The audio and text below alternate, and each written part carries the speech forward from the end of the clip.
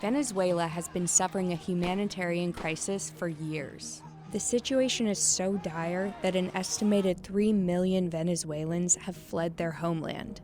After the country's economy collapsed in 2014, it's been plagued by hyperinflation as well as food and medicine shortages and power outages. Ahorita en Venezuela estamos viviendo una situación muy crítica y de verdad que es muy difícil vivir aquí. O bueno, sobrevivir, porque uno no vive aquí realmente. Uno lo que tiene que hacer es sobrevivir e ingeniársela para poder comer. And at the heart of it all are two men, Venezuela's President Nicolás Maduro and the leader of his opposition, Juan Guaidó. For years, Maduro denied the country's issues and blocked aid deliveries coming from most countries. Guaidó set up a parallel government and pledged to deliver aid. Other countries got involved and pushed the UN to intervene. It's time for the United Nations to act. In April, Maduro finally acknowledged the country's crisis and allowed the Red Cross to deliver aid. Things haven't always been this way in Venezuela. In fact, its large oil reserves once made it one of the richest countries in Latin America. So what happened? It starts with Hugo Chavez. He was elected as president of Venezuela in 1998, in large part thanks to his 21st century socialism message that promised to clean up corruption and balance economic inequality. As it happens, fortune was on his side.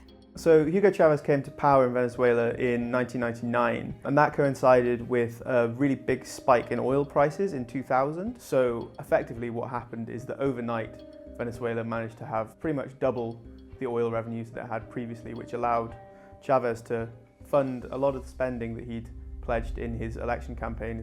The country was booming, but it was spending money faster than it was coming in. The issue with Venezuela is that they spent so quickly that the tax revenues weren't able to keep up with government spending, which created this big gap. Then on March 5th, 2013, Chavez passed away.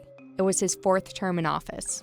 Nicolás Maduro was voted into office a month later, when the country's luck was drying up. What had happened in the intervening years is that the Chavez presidency had nationalized a lot of the country's businesses, manufacturing plants, that sort of thing, and was therefore relying very heavily on oil to bring in revenue for the government. So when oil prices plunged, suddenly the government didn't have money to pay for the social programs that were so popular amongst the lower classes, but also it didn't even have the money to import all the things that it needed. Venezuela really imports almost all of its basic necessities, from food to medicine, cars, all of that. So when suddenly all this oil revenue wasn't coming in anymore, the country was faced with severe shortages.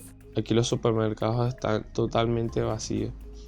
Lo que tú compras, lo compras a un precio extremadamente caro, de acuerdo a la comida. The shortages were so severe that a national survey found that between 2015 and 2016, 74% of respondents lost an average of 19 pounds.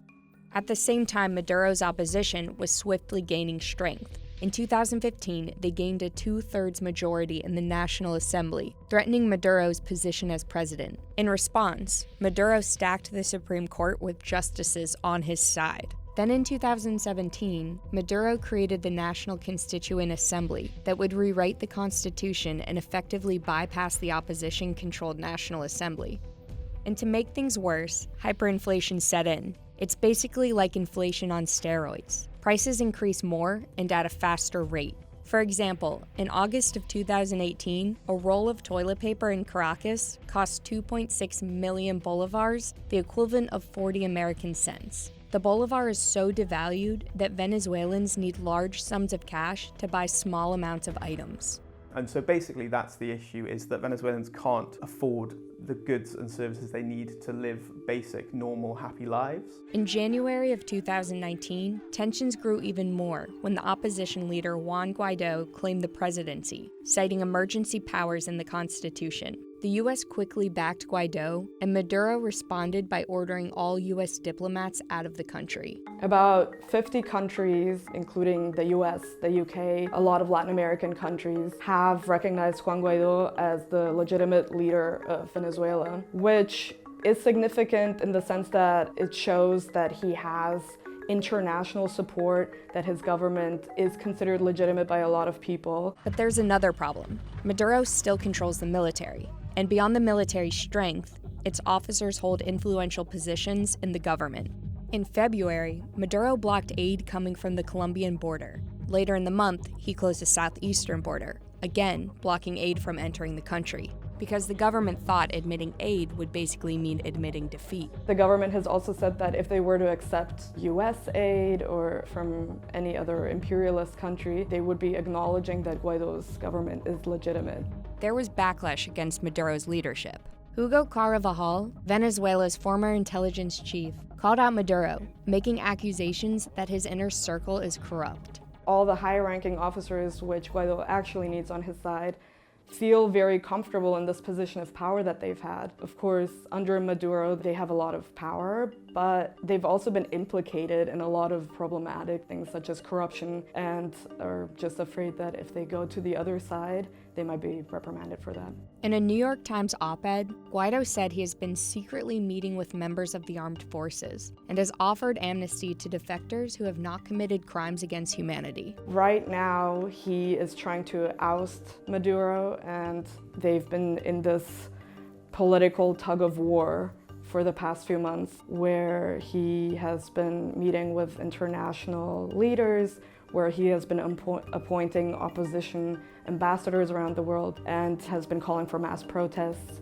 And his goal right now is to get the military on his side and to call for new elections. The US is Venezuela's largest oil customer and is supporting Guaido by imposing financial sanctions, directing US companies to withhold payment from Maduro's state-owned oil company. We will continue to use all of our diplomatic and economic tools to support interim President Guaido, the National Assembly, and the Venezuelan people's efforts to restore their democracy. In April, the US enacted another round of sanctions, trying to prevent Maduro's government from trading oil for Cuban intelligence services. And Vice President Mike Pence lobbied the UN to back Guaido. And so the United States is calling on the United Nations to live up to its very purpose. Reject the failed leadership of Nicolás Maduro. Stand with us, stand with nations across the world, across this hemisphere, to help the people of Venezuela forge a brighter future. A week later, with 7 million Venezuelans living in need of humanitarian aid, Maduro reversed his aid policy, allowing the Red Cross to start a large-scale effort to feed and provide medical attention throughout the country. However, Venezuela is still in one of the worst economic depressions in modern history. The International Monetary Fund has predicted the country's economy will shrink by 25% this year. Aquí la situación es demasiado grave y demasiado difícil. Aquí en Venezuela de verdad yo no sé ni cómo hacen mis padres para mantenernos, para darnos comida. De verdad que yo los admiro, porque los que vivimos aquí en Venezuela son de admirar, porque seguimos vivos. This crisis is far from over. The country's infrastructure and economy need repair, but the Red Cross intends to fight malnutrition and disease in what it estimates will be one of its largest humanitarian efforts since the beginning of the Syrian civil war.